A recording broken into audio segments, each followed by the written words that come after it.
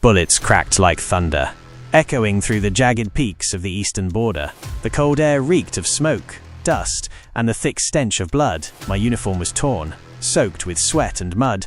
My right shoulder burned like hell from a bullet that had grazed too close. But I didn't stop.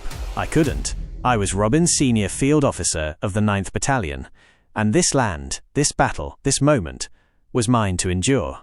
The border was alive with chaos. Gunfire erupted in bursts, men shouting commands, grenades bursting like fireworks on a doomed holiday. Our unit was pinned behind a low ridge, flanked by enemy snipers from the left, and a rooftop-mounted machine gun from the right. I crawled forward through shattered rocks and snow, whispering into my comms, ordering Corporal Mehta to flank the eastern ledge. Cover fire in 3, 2, 1. Boom! A grenade hurled by one of our own landed dead center in the opposing trench, splintering the wooden barrier. We surged forward. My side throbbed. My fingers clenched tighter around my rifle as I vaulted over rubble and steel, emptying a full magazine into the haze. They came at us like devils, cowardly faces hidden beneath scarves, yelling in broken tongues. One charged straight at me, blade in hand. I met him halfway, gun empty, swinging the metal butt into his temple. He dropped. I kept moving, kept fighting, for my nation, for my family, for my wife, Ailey. By dusk, we had pushed them back, smoke trailing into the purple-stained sky. The silence after battle always felt eerie. It wasn't peace. It was pause. The lull before another wave. I sat near the base tent, field medics tending to my arm, my shoulder wrapped in rough gauze. Then it came. The phone call. The number flashing on the screen felt familiar. Warm. Ailey. I smiled for the first time that day, pressed it to my ear. Robin, her voice said. Calm. Sharp. Cold. Ailey, I whispered, exhausted. You have no idea how much I needed to hear your voice. I'm divorcing you. My breath hitched. What? I'm divorcing you, she repeated. Not angry, not crying, just blank. I sat up straighter. The medics looked at me with confusion. I turned away from them. Is this some kind of joke? Ailey, I just got out of combat. We were shot at for 6 hours. Don't joke like this. I sent the papers. You should have them in 2 days. It's done. She hung up. I sat there, phone still against my ear, listening to a deadline. My fingers trembled. For a moment I thought maybe I was concussed. Maybe it was a hallucination. No, that voice was real. Her tone was real. I didn't cry. I didn't scream. Not yet. I just sat. 2 weeks later, I returned home on short leave, my shoulder still healing, my limbs stiff from frostbite and fatigue. I didn't go to headquarters. I didn't report in. I went straight to our house. My house now, maybe. Or hers. I didn't know. As I approached the front gate, something felt off. The garden, the one I had planted for her, was overgrown. Wild. The curtains drawn. Lights dimmed. The mailbox full. I unlocked the gate. My boots crunched against the gravel. I moved slowly, still unsure what to expect. Then I heard it. A sound. From inside. A moan. At first I thought maybe she was in pain. Maybe something was wrong. Maybe she was sick. My instincts as a soldier kicked in. I moved to the door, gently turned the knob. Locked. I knocked. Lightly. Then I heard it again. Another moan. This time, not of pain. And then a male voice. Low. Murmuring. I stepped back. My heart thundered. I looked up at the windows. The bedroom light was on, curtains drawn, but the shadows danced clearly. My fist balled. I knocked again. Harder. No answer. Then silence. A hush, as if the house itself held its breath. I knocked again. Ailey. Still nothing. Then footsteps. Slow, hesitant. The door clicked. It opened halfway, and there she stood. Hair messy, robe tied loosely. The scent of perfume too fresh. Her eyes widened when she saw me. I didn't say a word. Behind her, a man appeared, shirtless, tattoo on his chest. A stranger. He looked at me like a ghost. Ailey didn't blink. You weren't supposed to come till Thursday. I swallowed. My throat burned. I wanted to surprise you. The man stepped forward. You must be Robin. I ignored him. Is this why you called me? On the border? While I was bleeding out in the dirt? Fighting for this country? For you? She didn't answer. I laughed. Just once. Short and bitter. I took bullets on my shoulder. My best friend lost his leg. I watched a 19-year-old cry for his mother before dying in my lap. And you? You were here? I couldn't finish. My voice cracked. Ailey stepped aside. You can take whatever you need. I already packed your things. The man behind her rested his hand on her waist, and that was when I felt something in me break. Not rage, not grief, just silence. An endless, echoing silence. And I walked away. From her. From the house. From the life I thought I knew. But I wasn't done. Not yet. This was just the beginning. The hotel room was small, but it was clean. That was enough. I didn't care for luxuries. My back ached too much. My shoulder burned with every breath, and sleep came only in fragments. 2 days had passed since I walked away from the ruins of my marriage, and though my body remained in that stiff queen-sized bed, my mind was still at the border, in the trenches, in the mud. I kept hearing Corporal Meta's screams when the shrapnel hit him. I kept feeling the slick warmth of blood on my palms. His, mine, I don't know anymore. And I kept seeing her, Ailey, standing in that doorway, the stranger behind her like a phantom come to life, hands on her waist as if he'd earned the right. I hadn't cried, still hadn't. I told myself it was the soldier in me, but truthfully I didn't know what I was anymore. It was late afternoon when my phone rang again. I expected it to be headquarters, maybe a field report or a welfare check from the captain. Instead, the screen showed something colder. First National Bank. I hesitated, answered. Hello, I said, voice low, groggy. Mr. Robin A. Vera? A woman's voice asked, too chipper for the day. Yes. Sir, I'm calling to inform you about a legal notice we've received regarding an alimony settlement filed under your name. The documentation came through a law firm registered under your wife, Miss Ailey Vera. As per the agreement enclosed with her divorce filing, you are to transfer the amount of $300,000 from your declared assets and pension accounts within 15 business days. I sat up slowly. My bandaged shoulder throbbed as I adjusted. I blinked hard. Excuse me? Yes, sir. The amount was declared under Marital Assets Division, listed against your field compensation, insurance benefits, and private investments linked to your name. If you have any objections, the attached lawyer will be handling the matter. I'm just required to inform. Click. I hung up. I didn't want to hear another word. Not from her. Not from anyone. $300,000. $300,000. For what? For betrayal? For breaking me at my weakest? I felt my fingers curl into the mattress. My jaw clenched so tight I heard my teeth creak. I threw on a shirt, ignoring the burst of pain from my arm. Jacket over the shoulder, dog tags tucked into my collar. I stormed out of the room, my boots hammering against the floor like gunshots. I headed straight to the bank. The air inside the branch was sterile, too clean, too calm. The kind of silence that mocked men like me. I stood at the reception desk until the manager, a thin man in a charcoal suit with glasses too small for his face, approached me. Can I help you, sir? You better, I said. You just called me about a transfer. Alimony. Ah, yes, Mr. Vera. Please come with me. He led me into a private room with glass walls and sat across from me, flipping through a printed file. As you know, your ex-wife, rather has filed for a court-mandated asset transfer. Since you're still on leave from active duty, and your pension is already in the processing stage, this claim falls under an expedited military asset resolution clause. I never signed anything, I snapped. You don't need to, sir. Her lawyer submitted the petition through a mutual claim statute. It was pre-signed when you filed joint taxes last year. I stared at him. You're saying because we paid taxes together, she gets $300,000 from me? He smiled politely. I don't make the laws, sir. I only follow them. I stood up. The chair scraped sharply behind me. Then I want to speak to the lawyer. Now. He raised his hands. Of course. I'll call him. 15 minutes later, the door opened again. He walked in like he owned the place-suit, perfect, smile smug.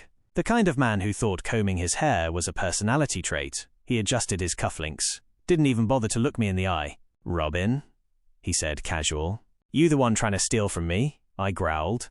I'm enforcing what's legally hers, he replied. You've been served, and I suggest you follow through, unless you want this to go to court. And if it does go to court, I assure you, it'll get much, much worse. He stepped closer. I could smell his cologne. Too strong, too artificial. You're a decorated officer. Your public image? Untouchable. But lawsuits, negligence, domestic instability, they don't go well with medals. Then he did something I will never forget. He touched my chest, grabbed the lapel of my jacket, tugged it lightly, but enough. I'm telling you, soldier, pay the price or this gets ugly. My mind blacked out. Before I could stop myself, my right hand shot up and crashed across his face. Slap. The crack echoed through the glass walls. He stumbled back, hand to his cheek, eyes wide with disbelief.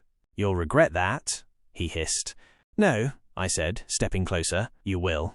He stormed out of the room, shouting something about pressing charges, defamation, military misconduct. I didn't hear the rest. I didn't care. I drove home. Not to the hotel. Home. My house. My memory. My battlefield. It was night when I reached the driveway. The same overgrown garden stared back at me. The same wild vines crawling across the fence I had once painted by hand. I walked through the gate like a ghost. Gravel underfoot. Fists clenched. The lights were on this time. No shame now. No secrets. I rang the bell. Ailey opened the door slowly, surprised to see me again. This time, no robe, no lover in the background. Just her. Plain shirt. Loose hair. But still the same face that haunted my worst nights. I stepped inside without asking. She didn't stop me. "I heard what you did," she said.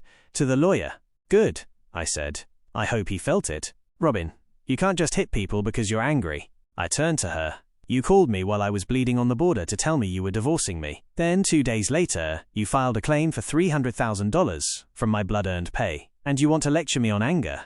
She looked away. "I gave you everything," I continued. "Every leave I got, I came home to you. Every letter I wrote, it was for you. Every scar I wear, every nightmare I endure, was for a life I thought we shared." She didn't answer. "I took bullets for this country, and I would have taken 1,000 more. If it meant coming home to something real. But you were planning your exit while I was planning our future." Ailey stepped back. "I didn't mean for it to happen this way." Liar. Tears welled in her eyes. "You were never here, Robin. You were always at war. Even when you were home, you were still out there. You never saw me." "I saw everything," I said. "I saw every damn thing worth protecting. But maybe you weren't one of them." The silence between us stretched. She wiped her eyes. "Take what you need. I won't fight you on it." I stared at her for a long time. The woman I once loved. The woman I would have died for. Now just a stranger with my name still on her lips. I turned around, walked out. The door clicked shut behind me. That night, I didn't sleep. I went to the war memorial at the edge of town, sat beside the statue of the fallen, looked at the names engraved into stone. Metters wasn't there yet, but it would be. I lit a cigarette. Haven't smoked in years, but it felt right. The burn in my lungs reminded me I was still alive. Still breathing. I took out my phone, opened the photo gallery. One by one, I deleted every picture of Ailey. Our wedding. Our trips. Her smile. Gone. Not out of hatred, but survival. When morning came, I made one decision. I wouldn't run. I wouldn't beg. And I damn sure wouldn't be broken. They wanted a version of me that was silent, submissive, defeated. But I wasn't done. Not yet. This war wasn't over. It had only just begun. The sun was high above the city when the door of my hotel room burst open with 3 heavy knocks that shook the silence. I rose from the edge of the bed, my muscles aching, bruises still healing, and my soul more wounded than ever. I opened the door expecting nothing good, and there they were 2 cops in uniform standing beside the same smug lawyer who had forced his way into my life like an infection. He didn't even look at me. He handed over another notice. Legal again. It was from Ailey, my wife. Or rather the person who once pretended to love me. The paper was heavy in my hands, but heavier in meaning. A new demand, this time reinforced with legal backing, police orders, and the added insult of public humiliation. The lawyer looked at me through those cold, heartless eyes and said, "You're now legally obligated to transfer $3,000 within 3 days. Refusal will be treated as contempt of court. You already took more than enough." I snapped. My voice cracked through the air, but it made no difference. One of the officers looked away awkwardly, clearly ashamed. But rules were rules. That's the phrase they used over and over, like a chant to avoid guilt. The second officer stepped closer, leaned in slightly toward my ear. He whispered so softly that the others couldn't hear. "Sir, I respect you. I know you're not the villain here, but the lawyer. He came in strong with statements and evidence. He's got influence. We have orders." He looked down, ashamed. His eyes welled with tears. That broke something inside me. I didn't blame him. He was a soldier in his own way, just following the orders of a broken system. I nodded. "You don't have to apologize, officer," I murmured. "This world's just gone numb." He saluted me, and I could feel the tension in his hands, the regret in his soul. I didn't have much of a choice. The next morning I walked across the city, sun beating down, crowds flowing past me like I didn't exist. I headed to the bank with the weight of the entire world on my shoulders. My balance? $350,000.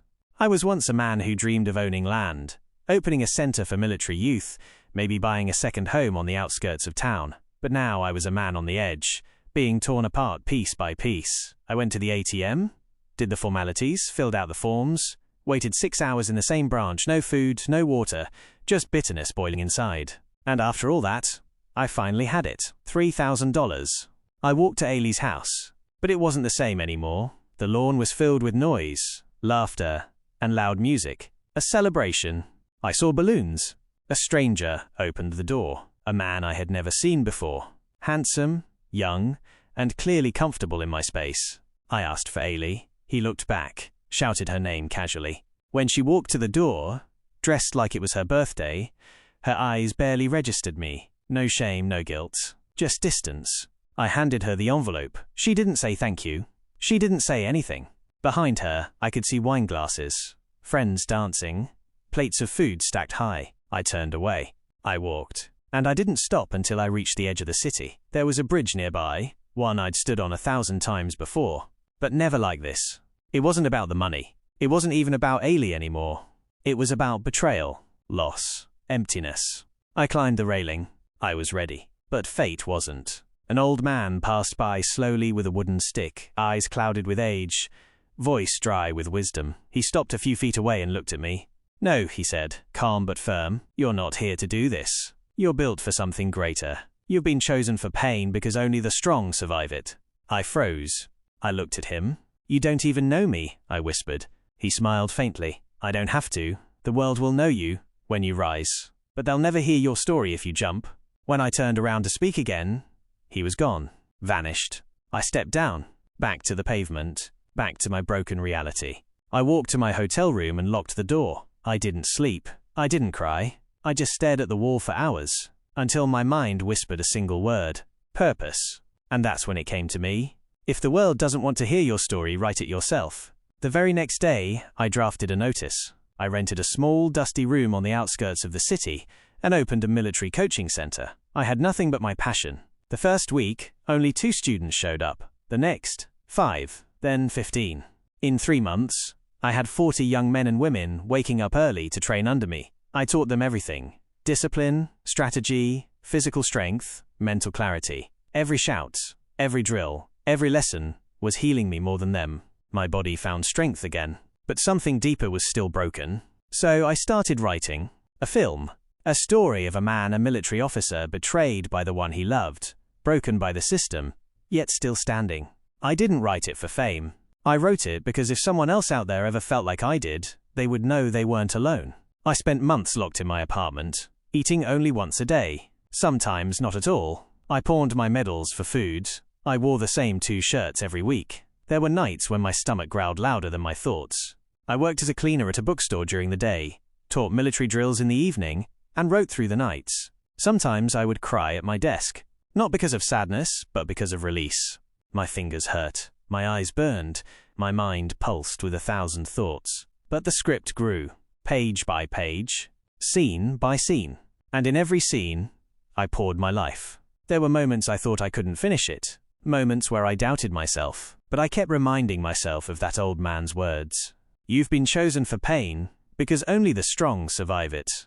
I had no production house, no backing, no camera, just a laptop I bought second-hand from a friend, and an endless river of memories. After 9 months, I wrote the final word: resilience. It was done. It wasn't just a film. It was my redemption. A story of betrayal, of pain, but also of power, faith, and the long, slow return to purpose. But I wasn't done yet. I looked in the mirror and saw someone new, still scarred, still tired, but now ready for the next storm, because this time I wasn't going to face it as a broken man. I was going to face it as Robin. And Robin had a plan.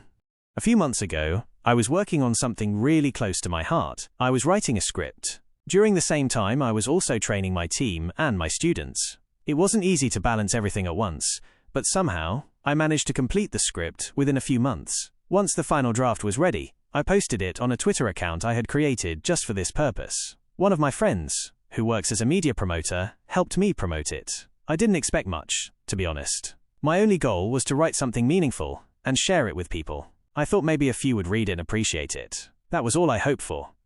At that time, I had no big dreams. I was working small jobs to support myself. I just wanted a peaceful life. And writing was something that gave me a sense of purpose. So that night, after posting the script, I went to sleep like any other day. But when I woke up in the morning, I was confused. My phone wouldn't stop buzzing. The notification sounds were non-stop. At first, I thought something was wrong. But when I unlocked my phone, I saw hundreds of messages. And they kept coming in. People were messaging me from different places, telling me how powerful the script was. They said it was brilliant, emotional, and unique. I was in shock.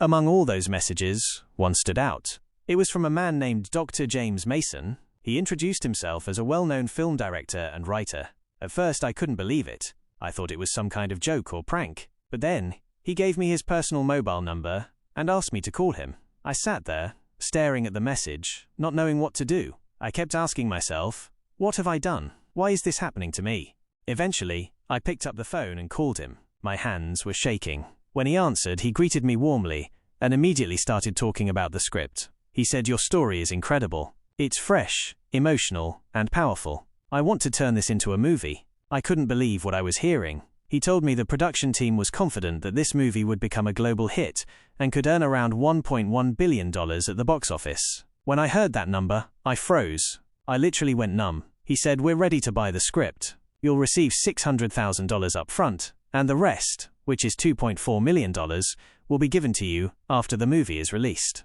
I was in disbelief. This kind of money? For something I wrote? A story I created out of pain and passion? It felt unreal. But within a few days, it all started happening. They began the pre-production work, and I started visiting the shooting locations. I was invited to be a part of the creative process. I watched actors deliver lines I had written. I saw the set designs based on my descriptions. It felt like I was walking through my own imagination. Within a few months, just like he had promised, I received $600,000. A man from the bank came to my house, holding a file and a check. He smiled and said, "Sir, the money has been transferred. Kindly sign here." I held the pen with trembling fingers and signed the paper. Once it was done, the man handed me the check and left. I just stood there, staring at it. I whispered to myself again and again, "Oh my God, this is real. This is really happening."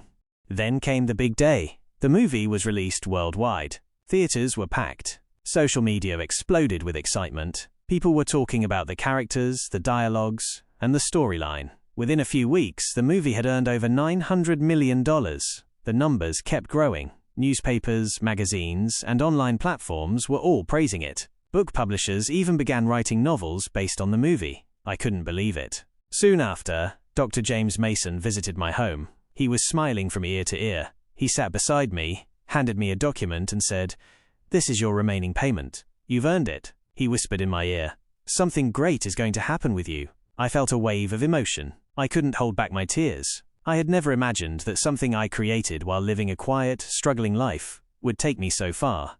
I used part of the money to build my dream house, a mansion where I finally felt safe and proud. Life was completely different now. But just as I was settling into this new life, something unexpected happened. I received multiple missed calls from a number I recognized. It was my wife, Ailey. We hadn't spoken in a long time. She called again and again. Finally, I picked up. She said, "Hello." I replied, "Hello." Then she started crying and said, I'm sorry. I listened quietly and said, "I'm not going to answer you." And I ended the call. I turned off the phone and changed my number. I had made it here alone. I had walked through fire. I had suffered, cried, and survived. I couldn't go back now. I had to move forward. A month later, I received another call, this time from New York. It was from the Oscars committee. They told me I had been invited as a guest to the upcoming Oscar ceremony. They said my work had made a big impact in the industry. I couldn't believe it. Me? At the Oscars? The day finally came. I arrived in a black Rolls-Royce, surrounded by 5 bodyguards. As I walked down the red carpet, flashlights were everywhere. Journalists were calling my name. I walked into the venue, thinking I would just watch the event as a guest. But then, something happened that changed everything. The host, Miss Pumphrey, walked onto the stage, holding a golden envelope. She opened it and said, "And the award for Best Scriptwriter and Best Movie Writer of the Year goes to Dr. Sir Robin." My heart stopped. I couldn't believe what I was hearing. The crowd stood up and clapped. My legs felt weak. I slowly walked to the stage. As I reached the podium, James Mason walked up behind me, hugged me, and said into the mic, "Robin, I told you, something great was going to happen." Tears filled my eyes. I stood there, holding the Oscar in my hand, trying to breathe. I looked at the audience and started my speech. I said, "This moment is not just about success. It's about survival." This story has 3 heroes. First, the one who betrayed me when I was at my lowest. That betrayal gave me the pain to write. Second, the old man who once told me, "You are made for something great. Don't give up. Don't end your life." That man gave me hope when I had none. And third, God. Because without God, none of this would have been possible. I looked around the room. Everyone was silent. I continued. If I had not been betrayed, I would have stayed in comfort and never created this. If the old man had not spoken to me that day, I wouldn't be alive. And if God had not guided me, I would have lost everything. This Oscar is not just mine. It belongs to pain, to belief, to faith, and to the unknown journey of a struggling soul. As I walked down the stage with the award in my hand, the crowd stood up and clapped endlessly. Cameras flashed. People cheered. I had made history, not because I was lucky, but because I kept going when life told me to stop, because I believed when no one else did, because I stayed alive long enough to see the light at the end of the tunnel. And that, my friend, is how a simple script, born from pain and passion, changed my life forever.